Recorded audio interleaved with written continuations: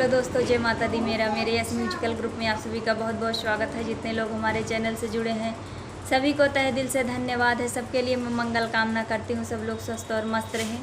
तो एक मैं बहुत ही प्यारा माता रानी का भजन लाई हूँ, जैसा होगा आप लोग कमेंट में ज़रूर बताइएगा।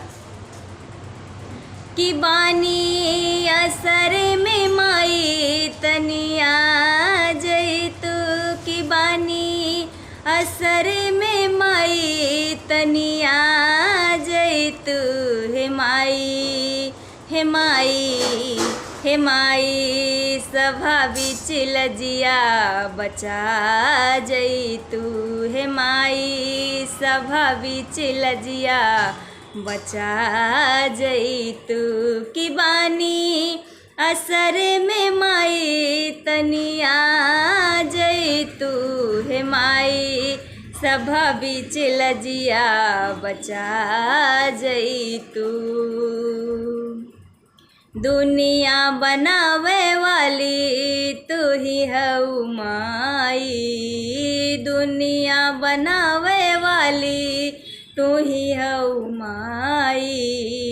दर दर घूम अइली अब कहाँ जाई, दर दर घूम अउली अब कहाँ जाई।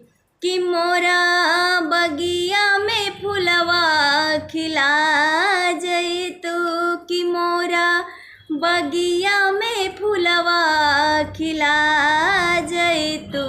हे माई हे माई हे माई सभा बिच लजिया बचा जई तू। हे माई सभा बिच लजिया बचा जई तू। कि बानी असर में माई तनिया जई तू। हे माई सभा बिच लजिया बचा जई तू। कर जोर बानी माई दे तू दर्शनमा, कर जोर बानी माई दे तू दर्शनमा। महिमा अपार बाटे जानता जहानमा, महिमा अपार बाटे जानता जहानमा। कि अपना बीड़वा के तार झनकार जई तू, कि अपना बीड़वा के तार झनकार जई तू।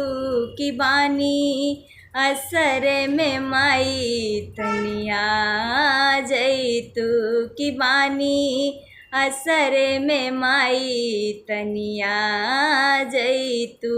हे माई सभा बिच लजिया बचा जई तू। हे माई सभा बिच लजिया बचा जई तू। हे माई सभा बिच लजिया बचा जई तू।